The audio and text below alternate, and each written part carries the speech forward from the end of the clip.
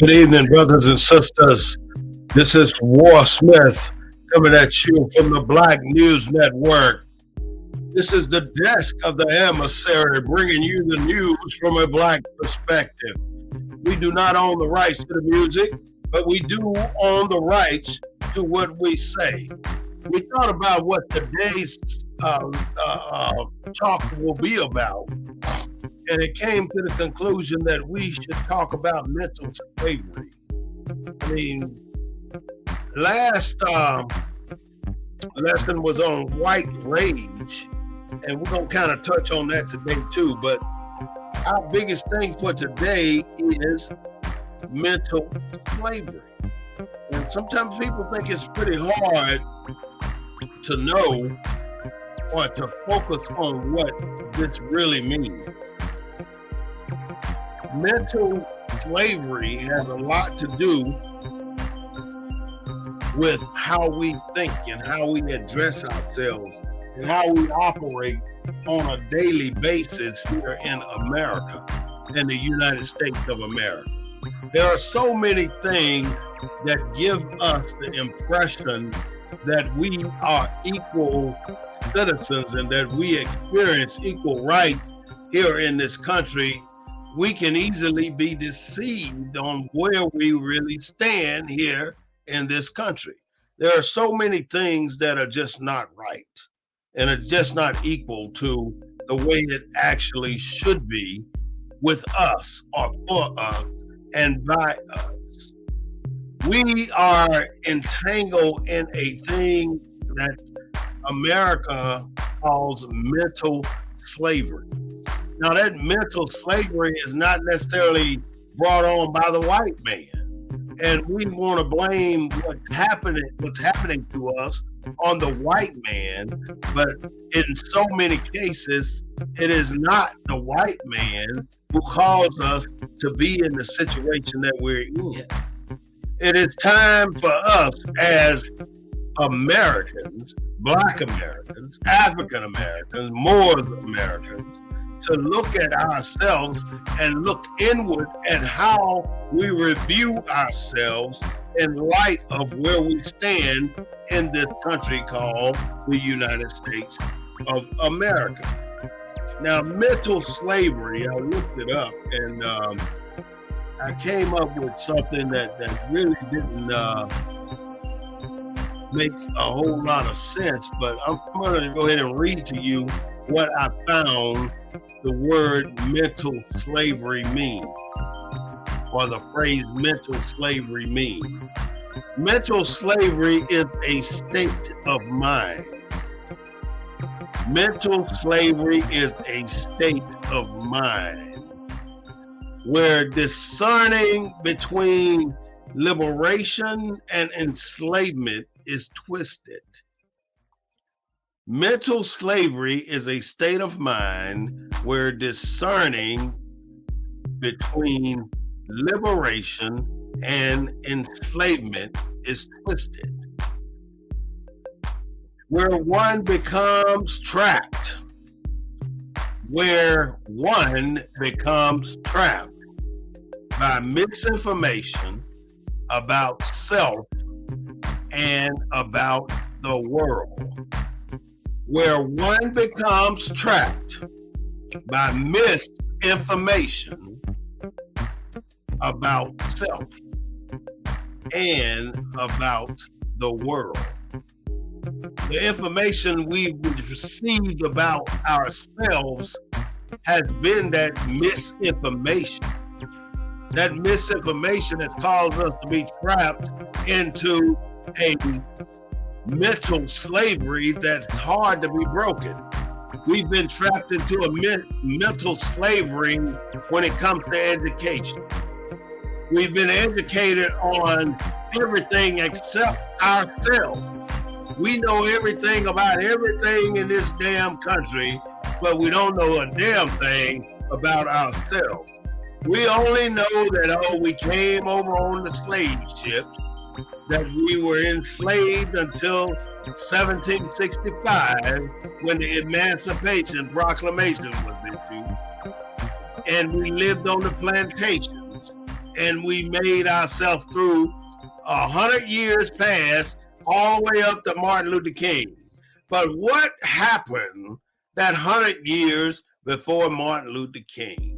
You really ain't heard a damn thing about what was going on before Martin Luther King. Now, this is where that mental enslavement or that mental slavery jumps into play. Because if we don't know what went on leading up to Martin Luther King, it kind of puts us in a position where we really don't know much about anything. All the shit that happened to us during that time is not documented. It's not history. It's not written. It's not given to us as our forefathers would have given it to us as our history. We don't know.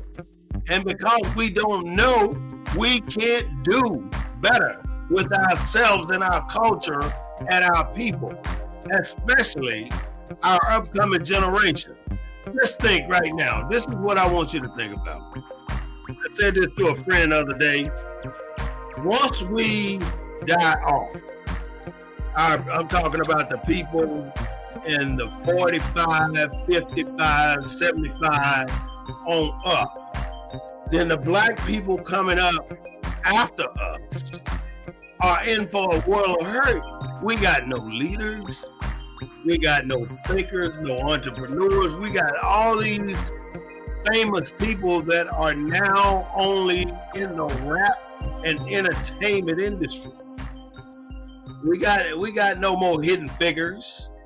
We got no more people out there making money moves on behalf of our people.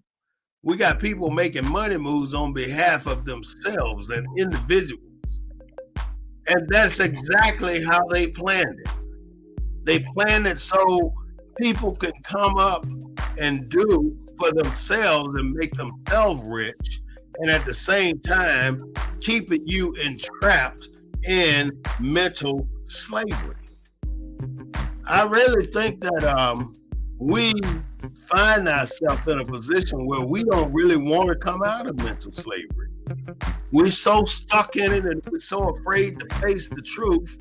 We don't want to be labeled as, that's that radical nigga over there that want to tell people that we are following the white man's religion or the white man's education. No, don't listen to him. You don't want to fool with him because he's full of shit. He's going to give you some bad information. The fact of the matter is, these are the people that give you the right information that you choose not to follow because you think it ain't going to help you become white. One of the things that I wrote down, and I really didn't like what it said, but I'm going to tell you exactly what it said. It said, our greatest destiny is to become white in white America. As a black person, our greatest destiny is to become white in white America. And if that's what we are trying to do, then damn be us, because we're not going to make it. I mean, it is the worst thing that we could ever think that we can do is have a destiny to become white in white America. We are not going to ever do that. And we're not going to ever become equal in this society as it is. And as long as they can keep us, you, me, in the dark about who we really are, we ain't never gonna get away from this bullshit mentality that we have of mental slavery. Let's go back to education. They came up with that critical race theory thing to keep you from talking about what white folks did to black people during the slavery era. Why would they not want you to know what actually happened during that time period? Why would they not want you to know that you were tortured and abused and separated from your family, that you were separated and sold off as chattel property? Now, you have to understand that you are not chattel property anymore. You're no longer part of that genre, that era of America's history. And in order to not be part of American history, you have to be smart enough to realize what you really are and who you really are and what you really need to do in order to make yourself whole and away from what you've been taught. What you've been taught is not right. What you've been taught is that you're always subservient, that you're always less than, that you always striving to be equal or better. And as long as you are trying to be equal or better, you are not focused on making your family great again. That's where the real great again comes from. Make Black America great again. Because we used to be great at one time. Really. And it was way before the 1980s. Between 1940 and 1980, Black people were doing damn well here in America. It wasn't a whole lot of focus on what was going on with Black people in America other than keep your ass quiet. And as long as you keep quiet, ain't nobody gonna bother you. But the moment you rear your head and try to be ambitious or try to be creative or try to have a voice in what's going on in America, now you become the enemy of America. So don't think that it's gone. It's not gone. You have to be quiet. You have to walk on eggshells.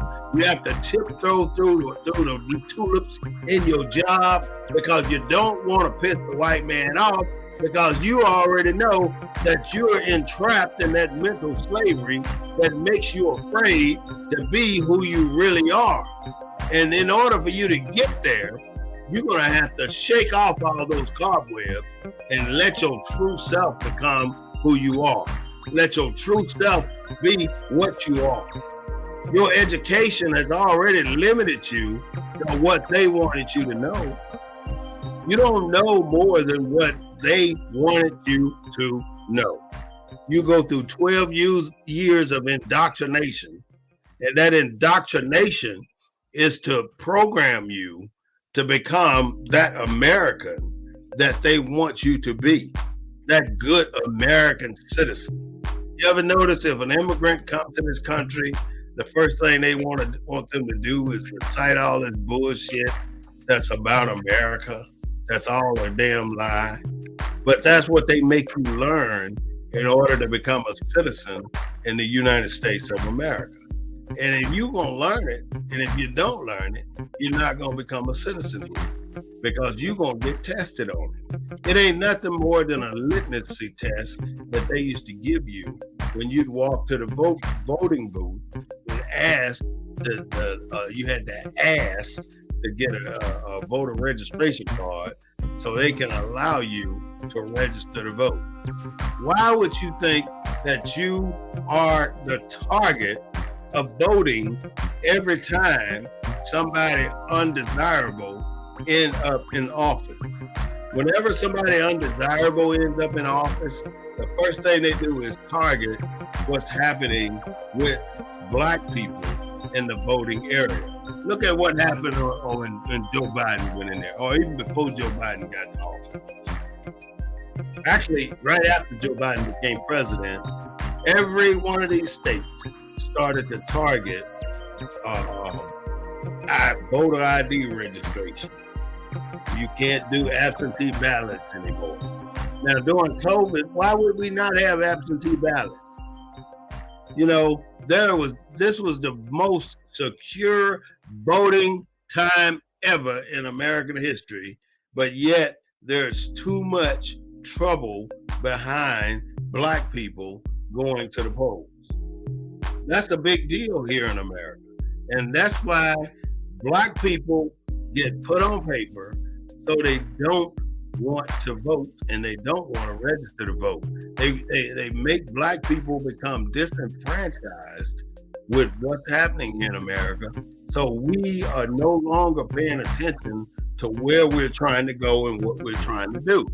They even went as far as to ban books in our schools. They took books out of our schools that talked about what happened during slavery. They started making it difficult for black people to run a business. They took us out of a lot of the things that made America great again. When they make black people great again, then America will be great again. Up until that point, we're going to always continue, or we're going to continue to be less than what we really can be.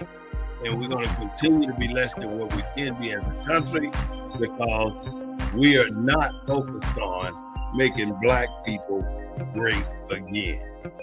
Now, we all know that McCarthy finally became Speaker of the House, but they had to vote 15 times in order to make this man Speaker of the House. 15 times now. 15 times. That's a lot of damn time to vote in 4 days to make one man Speaker of the House. Now, if they didn't want to give him that 218 votes the first 5 times or the first 7 times, why would they continue to vote on the same thing and try and give him get a position to the same man the whole time? They wanted him to be it, but they wanted him to give away some things that they really wanted. They wanted to be able to kick him out of the seat if they wanted to, and they wanted to be able to make decisions on some things that really they had no power to make decisions on. It's all about power. Who has the power in the American government right now? Who has that power? In actuality, the third person is the Speaker of the House. You know, you got the president, you got the vice president, and then you got the Speaker of the House. So right now, he's the third most powerful man in the United States. The third most powerful person in the United States. Ain't that something? That's the problem. They don't want to give certain people all this power, but that's what they've done. That's what they have done. And that's why it's going to make a difference about how they deal with this U.S. Senate right now.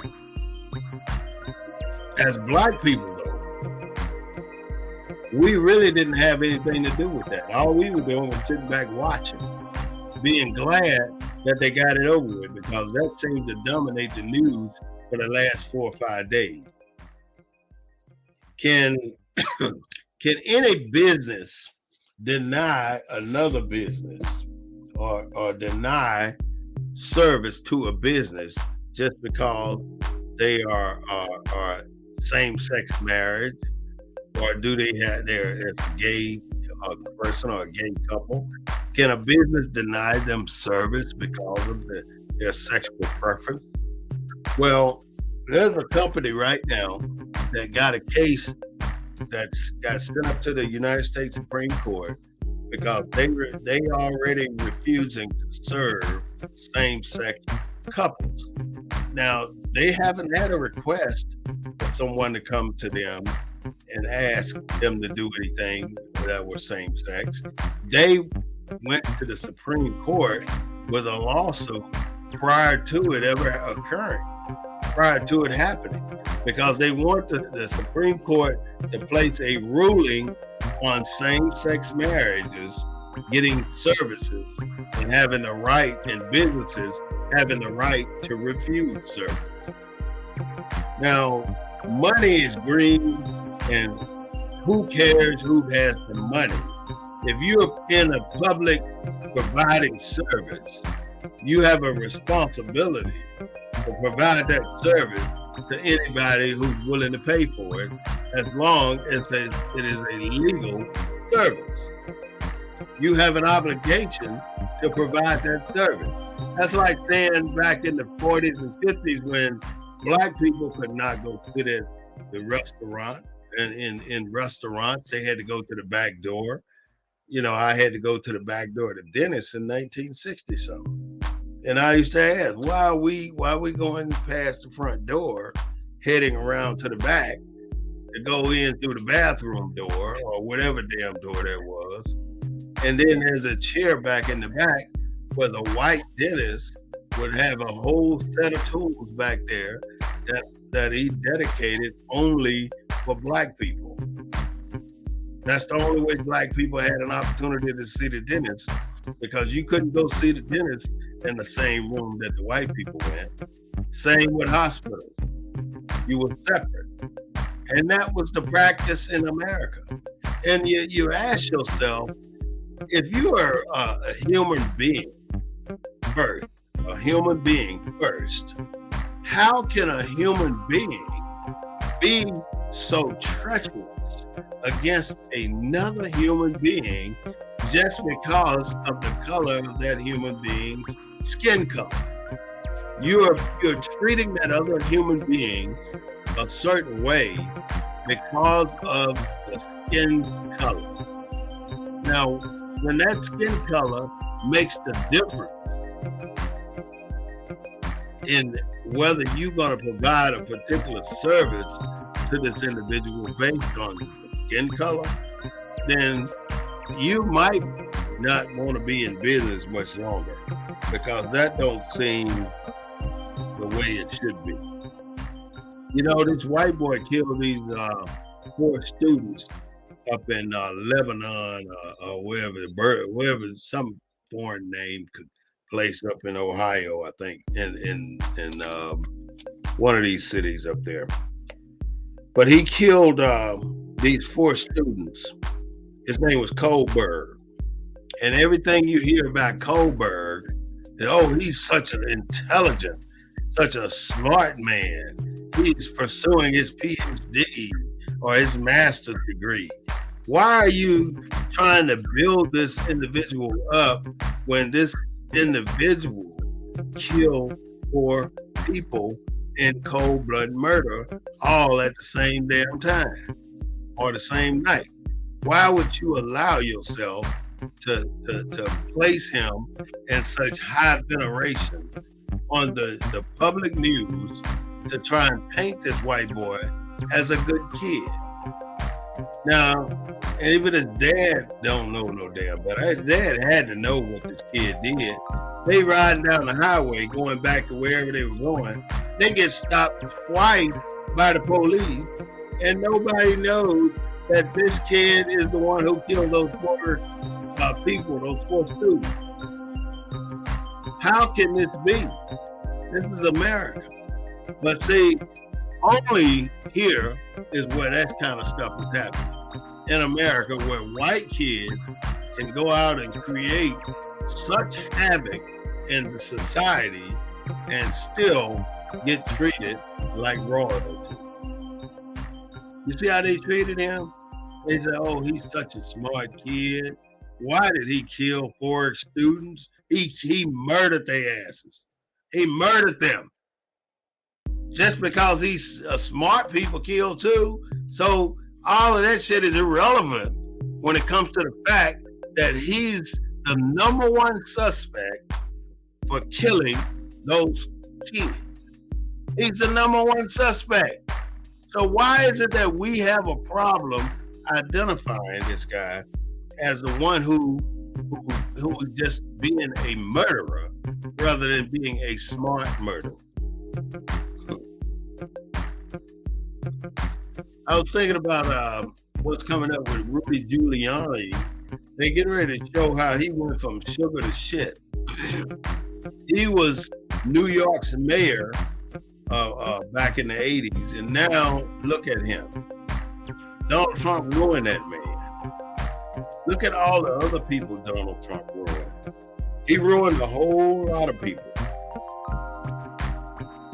There was another kid who went out on New Year's night, went up to New York where they were dropping the ball, and he attacked these officers with a machete. Now, how did he get all the way to the officers with he did 3 officers at Times Square. How did he get all the way to Times Square with a machete, a 12-inch long machete or better, and attack these officers and damn near kill them? And just a couple of weeks before that, they had just a few weeks before that, the FBI had interviewed this young kid, and they still let him go. And he made it up there to hurt them officers. Now, in this case, of course, the officers didn't deserve that. They didn't deserve it, but it happened. You know, mental slavery is a condition that we really have got to start dealing with it, because we've already experienced the education side of mental slavery. We've experienced the side where no one wants to believe the unbelief, the taught history that we've been indoctrinated in for the last 12 years, or for the first 12 years. When you start going to college, then it becomes an elective. You pick a career that you want to go in, whether it's law enforcement, criminal justice, forensics, or who knows whatever. You want to be some type of scientist. You pick that field and you take those courses. And because you do that, it becomes your choice. But the first 12 years of school, you don't know what classes you're going to have to take, but you're going to have to take the ones that's going to give you the correct point to get you out of high school. That's what you have to do. But we must get away from this mental enslavement. We are mentally enslaved with our education system right now. And the kids coming up behind us, they are mentally enslaved in the education system. The Black kids coming up now are not being educated at all. So when our 45 on up generations start to pass away, we're going to leave all these people without training. And that brings me to a story about an elephant, a baby elephant. When a baby elephant is brought up in captivity, they put a chain or a rope around one foot on that baby elephant. Now, the rope can be a little seagrass rope, but because the baby elephant can't break that little rope, he tries to get away, and eventually he can't get away, so he just gives up and gives in. So now he knows when he's got that rope around his ankle, he can't get away. So he stopped trying to break the rope. And that little elephant now grows up to be a full-grown elephant. Now they can put that same rope on that same elephant's ankle. And that elephant, that full-grown elephant, won't know that he has the strength to pop that rope at any time he chooses to. That elephant has the strength to break that chain or that rope at any time he chooses to. But he never tried, because he had been so conditioned as a baby elephant, as a young elephant, that he no longer has the willpower to try and break that bond that's shackled him to that anchor. Now, that's the same thing happening to Black people. We have been shackled for so long, we no longer put forth the effort to break that shackle. We ain't no different from that damn elephant.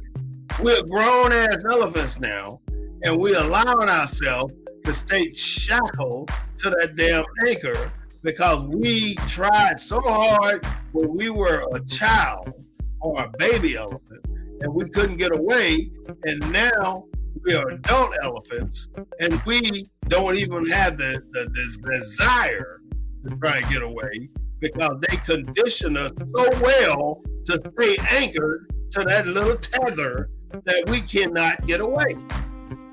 We need to consider how long have we been tied down And we do not try anything but the status quo shit to maintain in society. We do the same thing every year.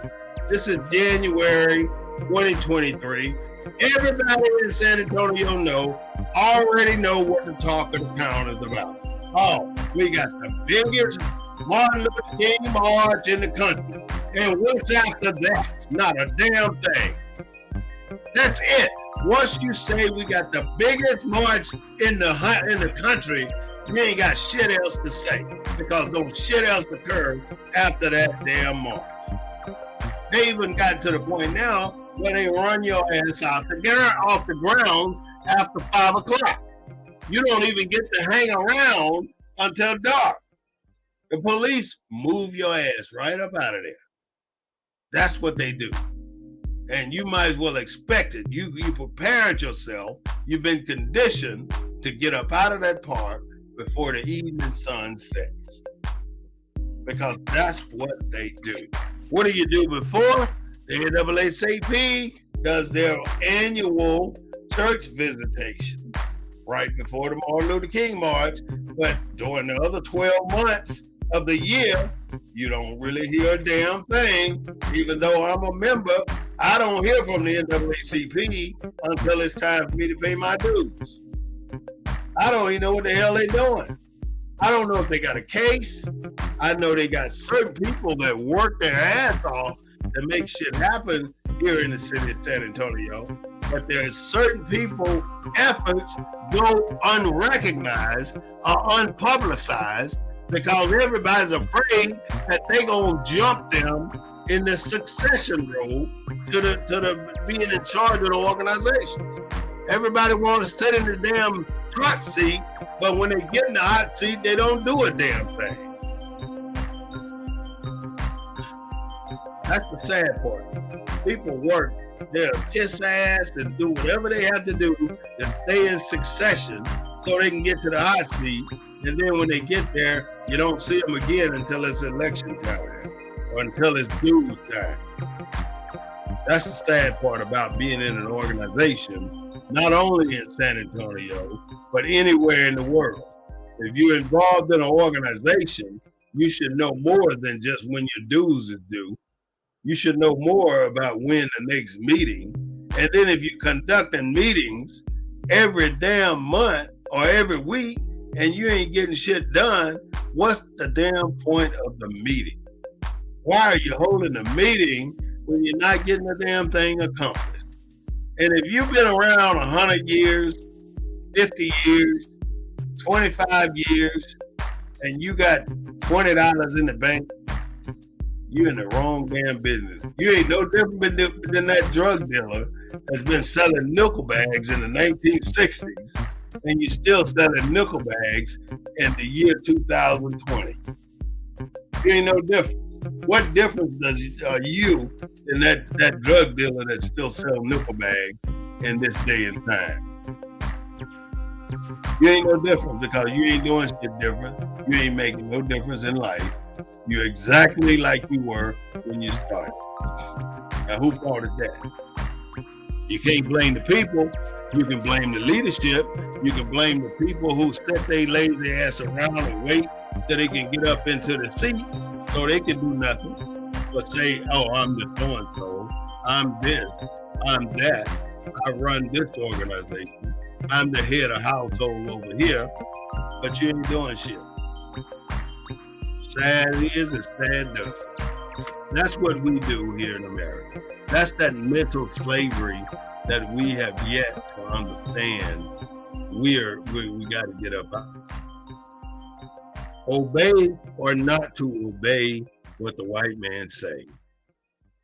Obey or not to obey what the white man say.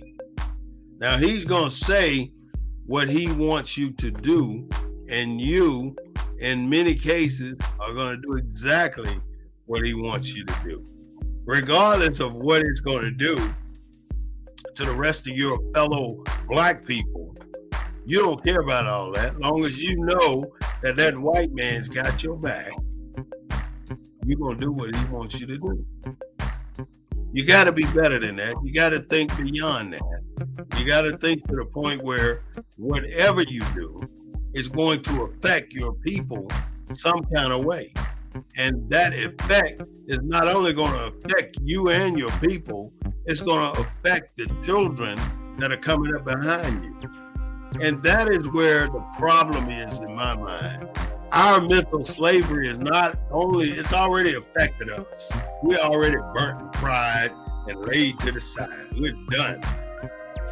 But the kids coming up now, if we're allowing them to come up the same way we did, under the hook, line, and sinker tie, where we can't do nothing but what they tell us to do, then we're not training our children the way they should be trained.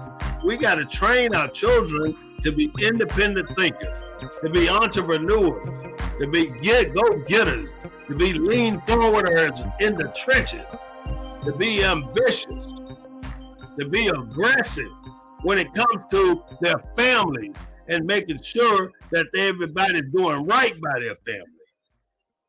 If you're still out there and you're coming up, you're allowing your child to think that they're going to survive off $10 an hour, then you're teaching them wrong. They're not going to survive off $10 an hour. They're going to, only way black people are going to survive this day and time is to have their own damn thing going, or working in a position and a job that value who they are and what they bring to the table. How many of you are valued at who you are and what you are bringing to the table? Does your boss value you? Can they do without you? Can they let you go tomorrow on Monday morning and still survive? You know, we like to think that if we weren't in these offices, they were going to fail. How many times you left a job, you said, oh, they're going to fall through the cracks now because I'm no longer there. And the next thing you know, their stock went up 25% just because you're gone. You have to realize you will not, I'm not going to say you, I'm going to say we are not as valued as we think we are. But what we have to do is make our stuff more valued. And if we don't do something about it, then we're going to stay in this mental slavery.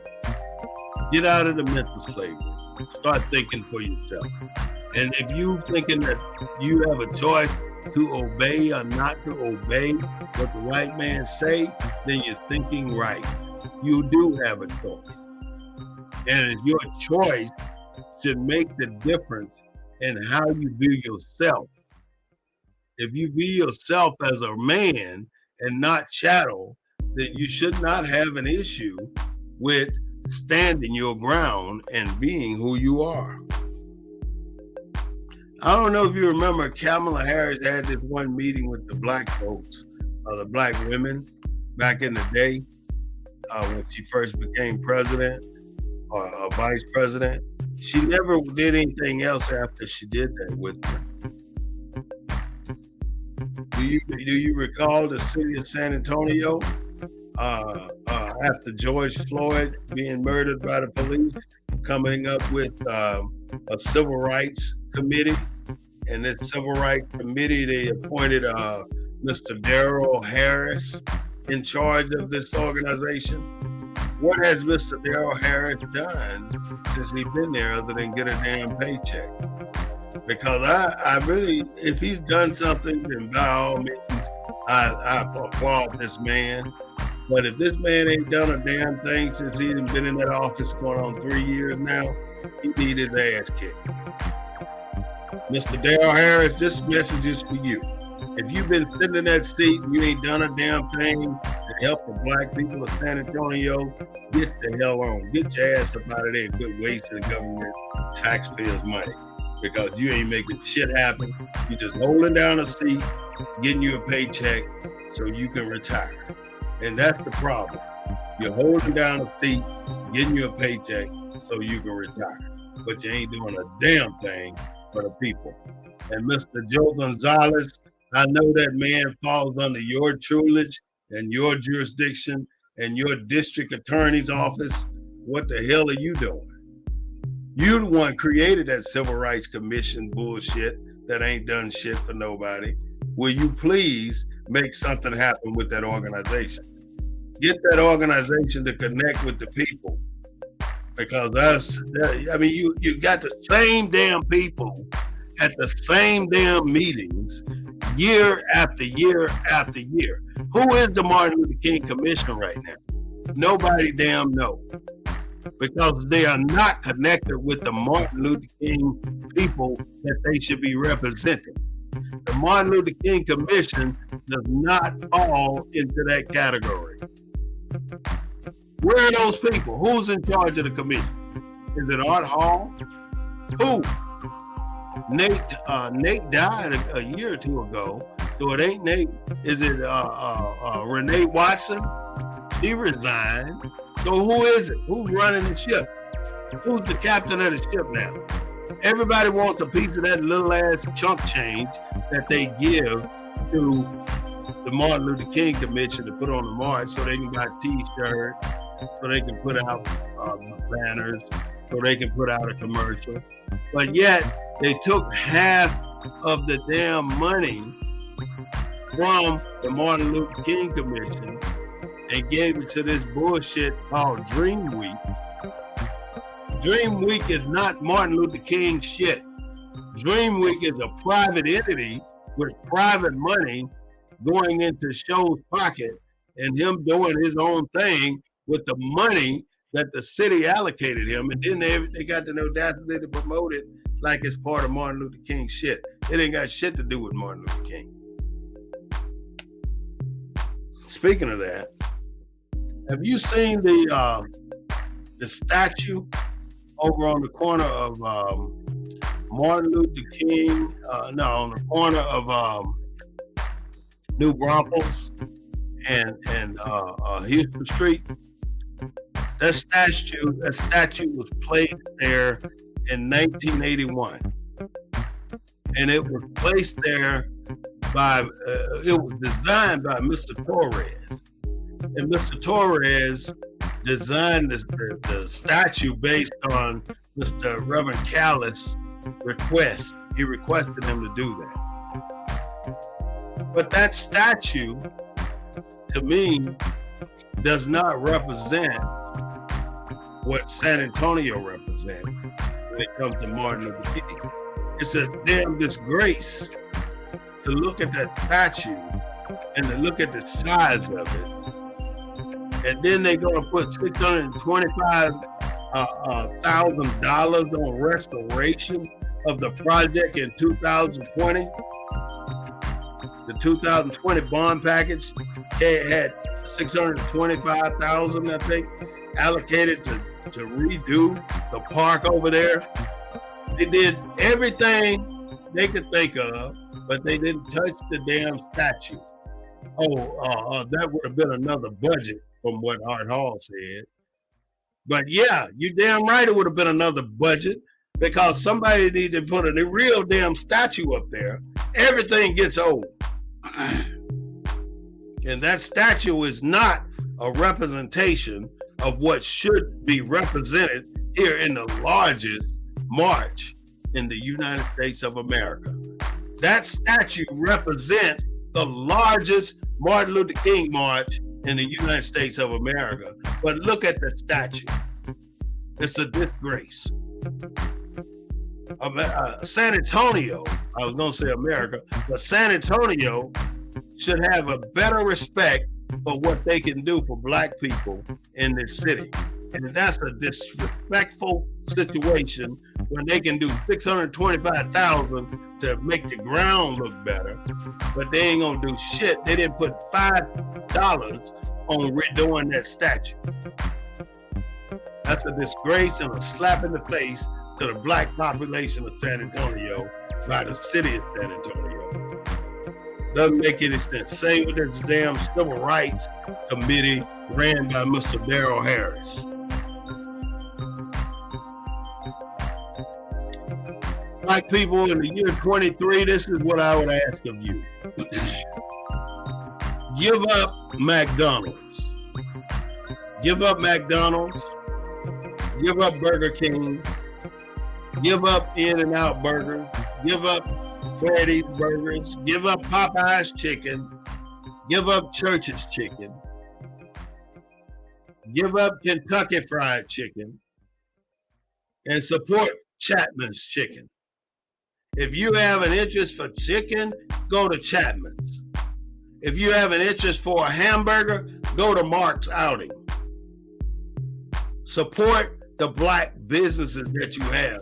And you can't tell me you ain't got a black hamburger place, because you do. You can't tell me you ain't got a black chicken place, because you do. You want Asian food? Go to Ma Hopper. You got all these black places on the east side that you do not support because you got some damn bullshit hang up on what they may have done, but yet you'll go spend all your money in a restaurant that pays minimum wage to black people that work for them. And then you go to a lot of Mexican restaurants that ain't got a black person nowhere in sight. Black people don't even work in Mexican restaurants, but if you look at the clientele, they full of damn black people. You end up spending your money in a place where ain't a damn black person been employed in there since they've been open. A lot of people like to go down to the fish factory. A lot of black people go to the fish factory. Are any black people working in the fish factory? Hell to the no. And if they are, I apologize, but I don't think they are. All you doing, you don't spend millions of dollars down there at the fish factory when they probably done hired maybe 1 or 2 black people in the last 50 years. Stop spending your money at places that don't support who you are and what you stand for. You damn right they're gonna kiss your ass and be nice to you because you in there spending money. Look at Beacons. You done put Beacons in business for the last 45, 50 years. But he's out of business now, and he ain't got shit to leave but an empty-ass building over there on the east side. What else has he done? You know, he's been nice. Nice don't make the damn society grow. He done took a lot of money from black people over there on the east side, and he's gone. What has he done for the community? Did he leave a legacy there? Did he leave anything there? Did he donate any of his property there? He probably owned a whole lot of shit around there. Stop eating at all these bullshit ass places that's feeding you generic food that's been hormone grown and it's killing you. It is killing you. Stop eating at these places. Anytime you could get a damn hamburger and 2 years from now it still look like the same hamburger and you still go in there and eat that shit, you got a damn problem. Because you are killing your kids. Your kids ain't killing the kids. Your parents are killing the kids. Feed them that bullshit because you don't want to cook. You feed them that bullshit because you don't want to cook.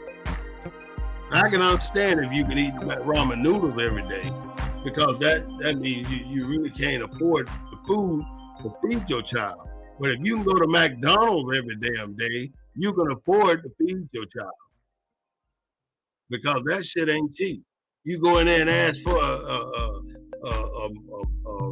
hamburger with cheese, a small fry, and a small soda. That's $8 freaking. You gotta be kidding me. And you got 3, 4 kids, that's $40, $50 a day that you spending at McDonald's. Get your head out your ass. That's that mental slavery I'm talking about. They got you conditioned that this is where you want to go eat. Even now you got your kids conditioned because the first thing you say, what do y'all want to eat? What's the first thing out of their damn mouth? McDonald's. That's some bullshit. The kids are conditioned just like the parents were conditioned. But they're on different levels, on different sides of the house, and for different things. Stop allowing yourself to be hoodwinked and bamboozled into what's exactly happening here. Just because McDonald's come up with the Mac rib, and it tastes so damn good. I remember when they first came out, I was hooked on that shit too. But I got smart because all it is compressed fucking meat, and it ain't hamburger meat, and it damn sure ain't rib meat, but it's called a Mac rib because they put the flavor in it and made it taste like a Mac rib. I make it taste like a rib sandwich. It's expensive, to be poor and black. It's more expensive to be poor and black than be middle class black. Because if you're poor and black, you spend more money than the middle class with other entities that you really shouldn't be spending money at. Stop spending your money at places you don't need to spend it at. Just because you don't want to cook, give your kid a bologna sandwich or something at home. But if you keep doing that shit and buying McDonald's and buying Burger King, you're just wasting your money.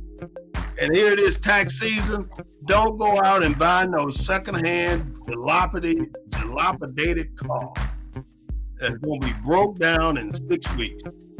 Don't go do it. Don't go spend your money and buy one of these dilapidated ass cars with your income tax money. Put some of that money away. Take some of that money and buy something, pay your rent up or do something like that.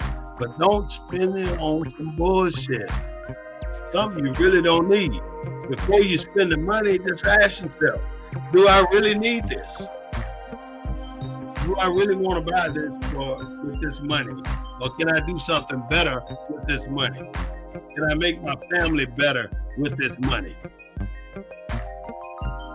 First thing you want to do is call a friend. Man, can you loan me $100 to the end of the year? You got to stop doing that. You got to be able to sustain yourself. And if you get broke, you need to start selling whatever resources you have. Not yourself. Don't get me wrong. You got all these toys, 85-inch TVs, but you ain't got no money. You got 36-inch rims on your car, but you ain't got no money. You got leather seat covers on your car, but you ain't got no money.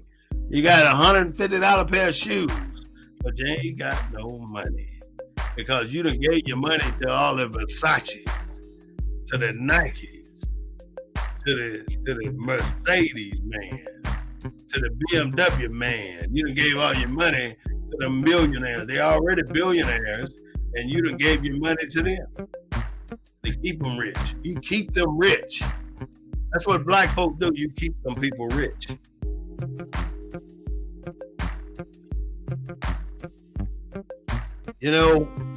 HBCUs, historically black colleges and universities, were originated because nobody else would allow us to come to their college, the white college. So now HBCUs are no longer considering race as a method of enrollment or as a consideration of enrollment. That's what they're doing now. They're no longer considering race as a consideration for enrollment. That's just what the white folks want. They want to be able to go to the HBCUs, just like the black people, and get the government to pay for it. That's the kind of stuff that we have to contend with. Last week, we talked about white rage. And white rage is not the result of black people provoking it. It's the result of black people ambition. It's the result of black people leadership skills.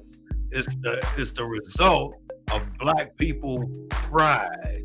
If they see that white rage will get triggered if they see you being prideful, being a gentleman, being a real well-rounded, respectful black person.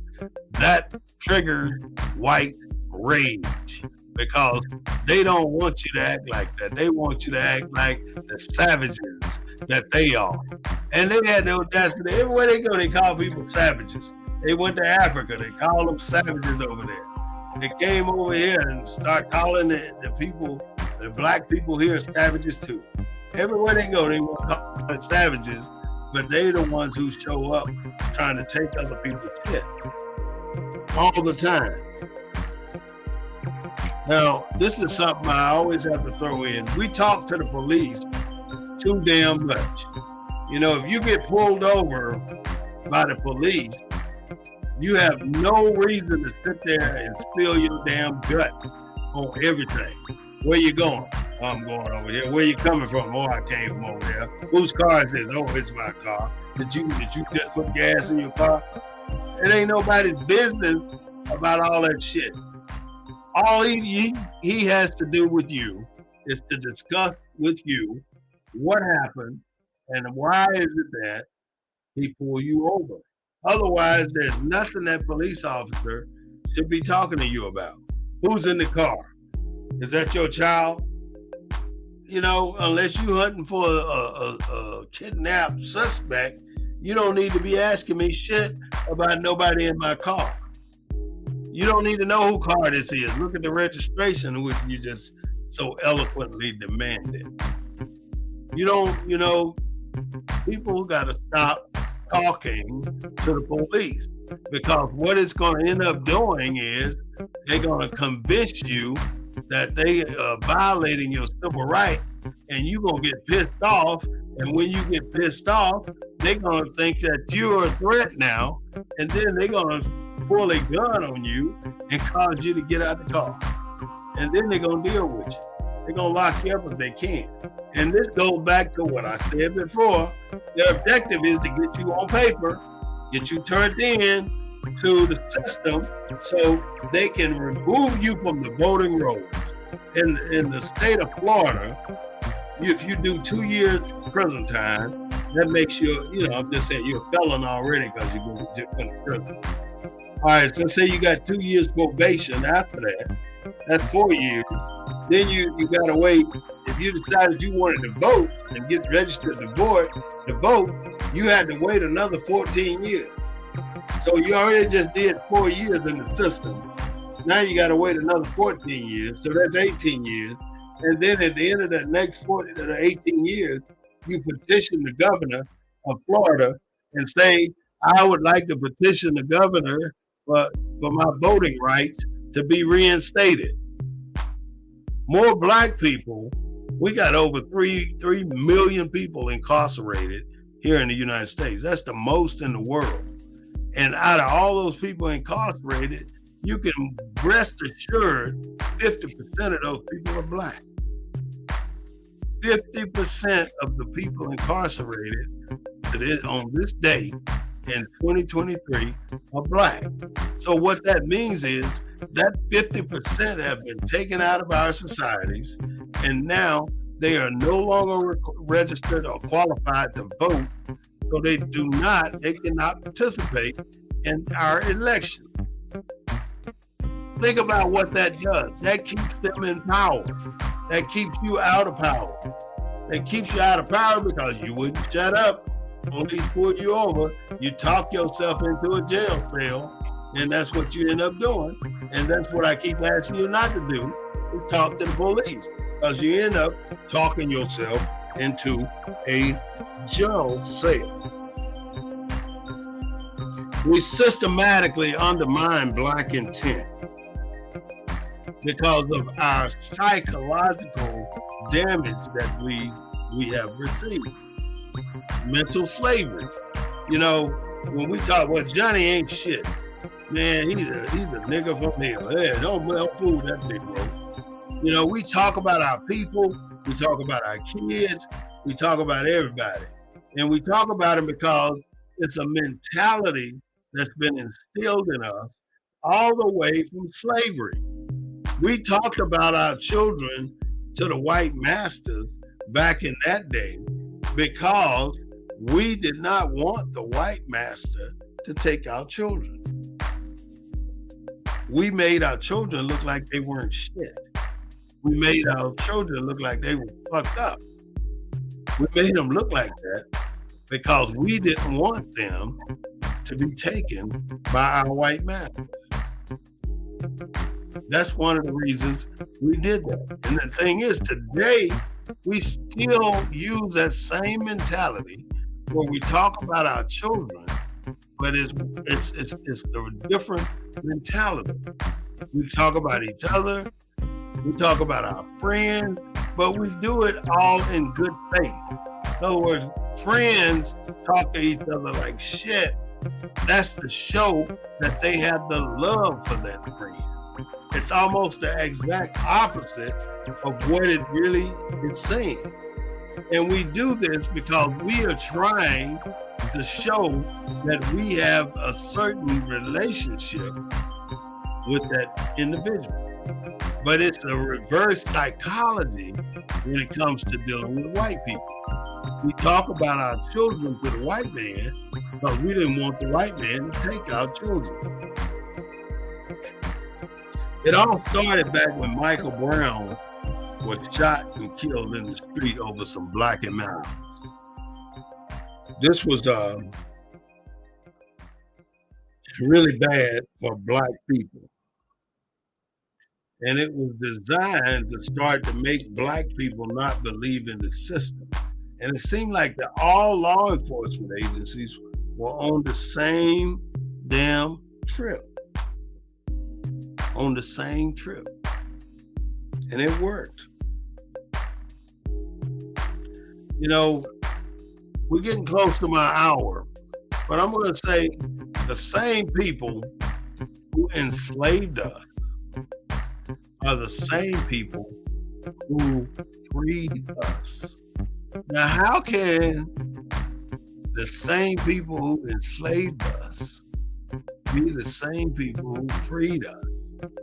Somewhere along that line, they wanted to enslave us. They did that voluntarily. They enslaved us because that's what they wanted to do. They freed us not because that's what they wanted to do, but they were made to free us. So technically, they did not want to free us. So the same people that enslaved us are the same people who freed us. So that tells you right there, we were not really free. No one can write your story. No one can tell your story. You're the only one can tell it like you see it or tell it like you believe it.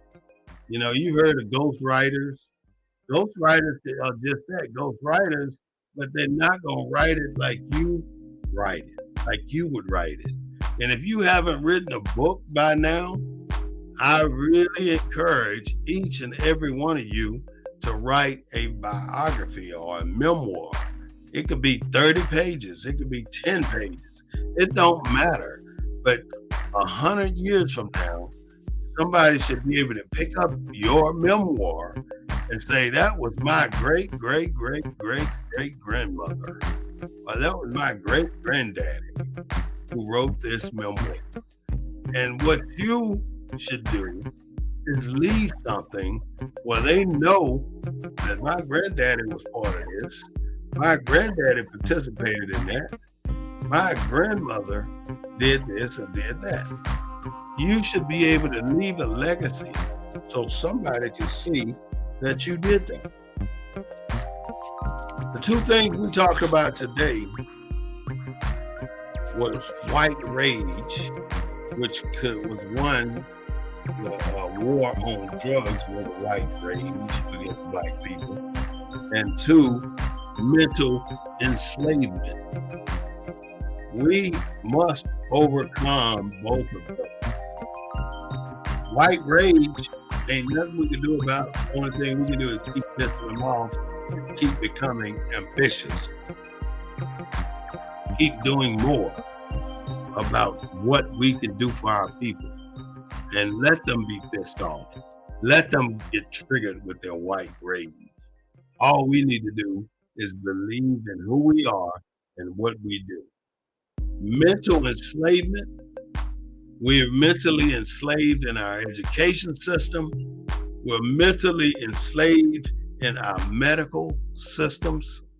We're mentally enslaved in our religious systems.